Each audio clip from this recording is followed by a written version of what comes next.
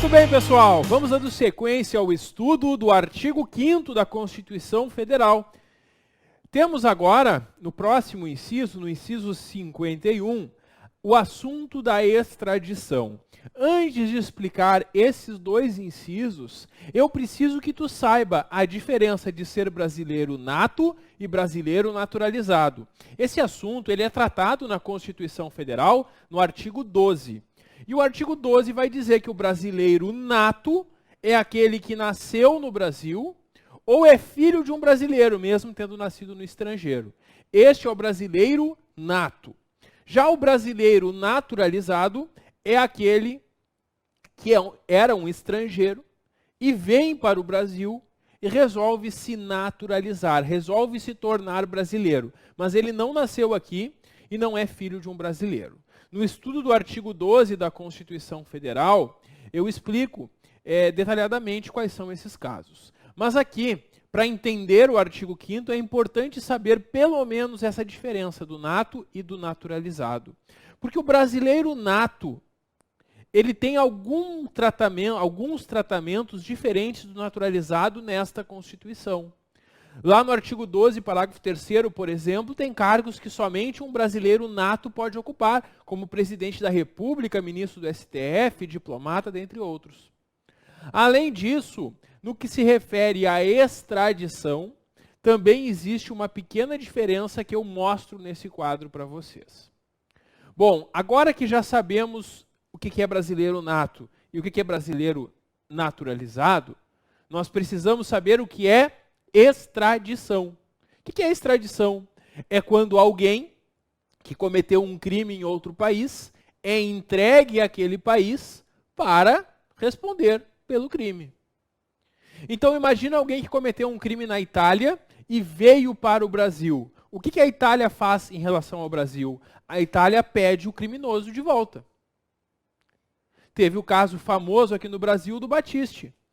E muitos outros casos também de extradição. E aí o criminoso vem para cá, para o Brasil, e o país de origem dele pede ele de volta. Pede que o Brasil entregue ele. Bom, dependendo, quando o criminoso é nato, naturalizado ou estrangeiro, muda a atitude do Brasil em relação ao pedido de extradição. Bom, primeira informação. O brasileiro nato nunca vai ser extraditado. Não adianta. Se um brasileiro nato cometeu um crime em outro lugar e está no Brasil, ele não vai ser extraditado. Essa é a regra do brasileiro nato. O brasileiro naturalizado pode ser extraditado? Sim, ele pode ser extraditado em duas hipóteses. O brasileiro naturalizado pode ser extraditado se ele cometeu um crime comum antes de se naturalizar brasileiro. Ou pelo tráfico de drogas. Aqui não precisa ser antes, pode ser a qualquer tempo. E o estrangeiro? Bom, o estrangeiro, em regra, vai ser extraditado, porque o Brasil não vai ficar protegendo criminosos. A não ser quando se trate de um crime político ou de opinião. Quando o crime é político ou de opinião, o Brasil pode conceder asilo político, como foi concedido lá atrás para o Battisti, porque o presidente da época interpretou que o Battisti não era um criminoso comum, que ele era um perseguido político. O STF, na época, disse o contrário. O STF disse para o presidente, presidente, extradita esse criminoso, manda ele de volta para a Itália. Mas o presidente não concordou com o STF na época, e a palavra final sobre a concessão ou não do asilo político é do presidente da República. Então, por um tempo, foi concedido, inclusive, esse asilo político. Só quando o presidente da República considerar que um crime é político ou de opinião, que ele pode manter alguém sob asilo político. Cabe ao presidente da República essa decisão. Bom, pessoal, então nós temos aqui essas três situações. Mas onde é que eu tirei isso? Desses dois incisos. Quer ver que agora que a gente entendeu o que é nato, naturalizado, o que é extradição, e já vimos os casos, quer ver como vai ficar mais fácil de entender o inciso? Acompanha comigo a leitura. Nenhum brasileiro será extraditado. Salvo, quer dizer, tem exceção. Já começou estranho esse inciso. Ele diz que nenhuma, depois diz que tem exceção. Pois é, salvo naturalizado. Parou aqui. O que eu posso concluir? Nenhum brasileiro vai ser extraditado, salvo naturalizado. Maravilha. Que tipos de brasileiros que eu tenho? Nato e naturalizado. Se o naturalizado pode ser, quer dizer que o nato nunca pode ser extraditado. É isso. É até raciocínio lógico aqui. Tá? Tranquilo? É isso aí. Segundo passo, continuando. Salvo naturalizado em caso de crime comum, praticado antes de se naturalizar, ou de comprovado envolvimento em tráfico ilícito de drogas. Nesses dois casos, então, o naturalizado pode ser extraditado. E quanto ao estrangeiro, diz que não será concedida extradição de um estrangeiro por crime político ou de opinião, porque aí o Brasil concede um asilo político. Só nesse caso. Nos demais casos, serão extraditados. Então, o estrangeiro, em regra, é extraditado, exceto nesse caso. E aí tu tem que ter cuidado na prova, porque a banca vai trazer um caso e vai te perguntar se cabe ou não a extradição. E se é um brasileiro nato, jamais vai ser extraditado. Se é um brasileiro naturalizado, só nesses dois casos. E se é estrangeiro, em regra, é extraditado, salvo exceto quando se tratar do crime político ou de opinião. Pessoal, vocês lembram um caso que aconteceu há alguns anos? Já faz alguns anos, mas eu acho um caso muito interessante para entender o que é extradição. Teve um brasileiro que levou droga, se eu não me engano, para a Indonésia. Não tenho certeza, mas eu acho que era a Indonésia. E ele foi condenado lá à pena de morte. Na época, até a presidente era Dilma, e ela pediu para o presidente da Indonésia que não fizesse isso, que não executasse o brasileiro. Mas ele não ouviu, o presidente não ouviu a presidente brasileira da época e executou, aplicou a pena de morte a esse brasileiro. Mas por que isso? Se ele era um brasileiro nato, por que ele estava lá? Porque ele foi preso lá na Indonésia. Então, esses brasileiros natos que vão cometer esses crimes, a jogada deles é cometer o crime e voltar para o Brasil. Porque o Brasil não vai extraditar. Ah, mas é tráfico de drogas, mas ele é nato. Tráfico de drogas só para o naturalizado que tem extradição. Então, aquele brasileiro nato, aquele mesmo que foi executado na Indonésia, ele foi executado porque ele foi pego lá. Se ele tivesse conseguido voltar para o Brasil e a Indonésia pedisse a extradição dele, o Brasil não ia conceder. Porque ele era um brasileiro nato, e o brasileiro nato nunca é extraditado. Ah, professor, e se ele fosse um brasileiro naturalizado? Se ele fosse um brasileiro naturalizado, poderia ser extraditado. Porque é tráfico de drogas. Certo? Eu gosto muito desse assunto, esse caso. Na época foi muito polêmico, na época todo mundo sabia, agora com o tempo o pessoal vai esquecendo. Mas é interessante comparar ele para refletir sobre essa questão. Bom, pessoal, seguindo, nós temos que ninguém será processado nem sentenciado, senão pela autoridade competente. O que é isso? Este é um princípio do juiz natural no direito processual civil. Ninguém será processado, senão pela autoridade competente. Como assim? A Constituição Federal, ela diz quem julga quem. Se tu estuda o Poder Judiciário na Constituição Federal, tu vai estudar o que cabe ao juiz estadual, ao juiz federal, o que cabe à Justiça do Trabalho, o que cabe à Justiça Eleitoral, à Justiça Militar. Todas as competências estão na Constituição Federal. E não pode processar ninguém com outra competência. Por isso mesmo a gente viu que não vai haver também no Brasil um juiz ou tribunal de exceção. Bom, então todos somos julgados por aquela autoridade que a Constituição ou a lei dizem que é competente, a responsável pelo nosso processo, sem preferências ou sem discriminações. Princípio do devido processo legal. Esse princípio também ele é importantíssimo. Ninguém será privado da liberdade ou dos seus bens sem o devido processo legal. Podem me prender? Podem, mas tem que seguir o devido processo legal. E aí eu vou ter direito a me defender e demonstrar que eu sou inocente. E só depois do devido processo legal que a pessoa deve ser, poderá ser privada da liberdade. Claro que nós temos a prisão preventiva, a prisão temporária, mas são situações que acompanham o devido processo legal, porque mesmo nesses casos tem que seguir algumas regras. Então, sempre que vai se adotar alguma medida de prisão, seja preventiva, seja após condenação, vai se observar o devido processo legal. Assim como quanto aos teus bens. Porque se tu tem uma dívida e tu não paga essa dívida, tu pode ser processado. E se tu não tiver dinheiro, o juiz vai mandar um oficial de justiça te visitar e penhorar alguns bens para pagar a tua dívida. Mas o oficial de justiça não vai te visitar sem o devido processo legal, sem antes que tu possa se defender daquela cobrança judicial. Então, tanto na esfera criminal como na esfera civil, vai se respeitar esse devido processo legal, que é seguir as regras que estão na nossa legislação para que cada ato desse tipo seja feito. Sempre que vai privar a liberdade de alguém ou tirar o bem de alguém, tem que respeitar esse devido processo legal. Contraditório e ampla defesa. Esse é um princípio muito importante, tanto no direito penal, como no direito civil, como no direito administrativo. O direito, em geral, deve assegurar o contraditório e a ampla defesa. Os litigantes, aqueles que estão em litígio, que estão discutindo alguma coisa em um processo judicial ou administrativo, e os acusados em geral, têm direito de ter assegurados o contraditório e a ampla defesa com os meios e recursos a ela inerentes. O que é o contraditório? O que é a ampla defesa? Não é a mesma coisa. Contraditório é o direito de conhecer a acusação que existe contra mim. Então, eu sou acusado de algo, eu tenho o direito de saber do que eu estou sendo acusado. Isso é o contraditório. E a ampla defesa é o direito de me defender. E aí eu contrato um advogado, demonstro pelas provas a minha inocência. Isso é o contraditório e a ampla defesa. Vai ser utilizado no processo criminal, vai ser utilizado em processo civil e também no direito administrativo. E é interessante isso, porque lá no direito administrativo nós temos os princípios constitucionais do direito administrativo. E sempre que se fala isso lá em direito administrativo, a primeira coisa que o aluno pensa é no LIMP.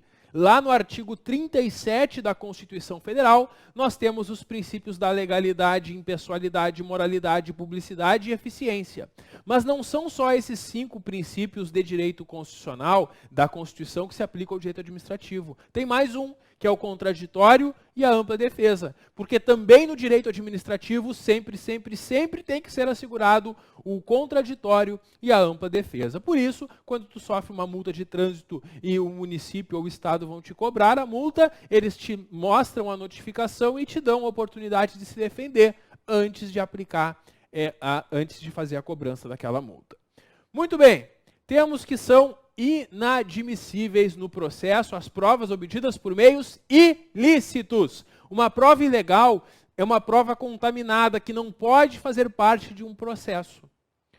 É inadmissível no processo judicial que se use uma prova ilícita. E nesta aula sobre o artigo 5º, lá no primeiro vídeo, eu falei para vocês sobre o grampo telefônico, lembram? Pois é. Quando que é possível fazer uma interceptação telefônica, grampear uma ligação telefônica? Quando que é possível isso e de que forma? Lembra? Tem que ter uma autorização judicial e tem que ser para fins de investigação de um processo penal, de uma instrução processual penal. Então tem que ser para investigar um crime e com autorização do juiz. Se a polícia vai lá e coloca uma escuta sem autorização do juiz, o que é essa prova? É uma prova obtida por meio ilícito. E o que ela serve no processo? Para nada. Ela é inadmissível. Ela tem que ser desentranhada do processo. Teve um concurso da Polícia Rodoviária Federal uma vez, há alguns anos, que perguntou isso. O que se faz com uma prova ilegal dentro de um processo, uma escuta telefônica sem autorização judicial? Tem que desentranhar, tem que retirar ela do processo. Bom, nós temos na sequência a presunção de inocência. A presunção de inocência é aquele princípio que todos conhecemos. Ninguém é considerado culpado até o trânsito em julgado da sentença penal condenatória. Então todos somos inocentes, a não ser que num processo judicial definitivo, do qual não cabe mais recurso, fica provado que foi cometido o delito e o acusado é condenado. Enquanto não terminar o processo, não é culpado. Quando um juiz condena alguém, este condenado em primeiro grau ainda não é um culpado, porque ele pode recorrer, e se ele recorrer, enquanto não for julgado o recurso, essa sentença penal não transitou em julgado. Agora, se alguém é condenado por um crime e não apresenta recurso, Aí transita em julgado a sentença e ele se torna culpado. Então esse é o famoso princípio da presunção de inocência. Todos são inocentes até que se prove o contrário, em uma sentença definitiva. O civilmente identificado não será submetido à identificação criminal, salvo nas hipóteses previstas em lei. E agora tu lembra porque tua mãe, teu pai, teu avô, tua avó mandavam tu sempre sair de casa com a carteira de identidade.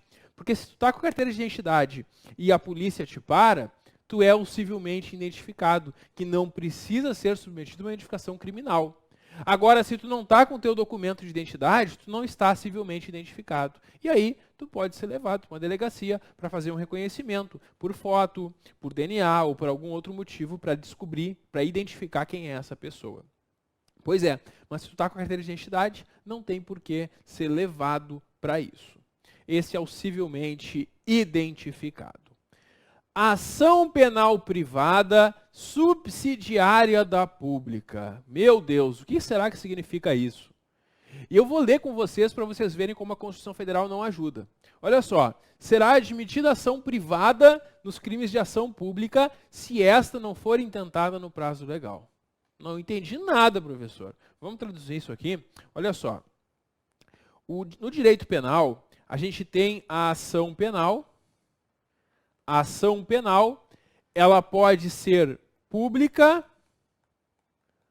ou privada.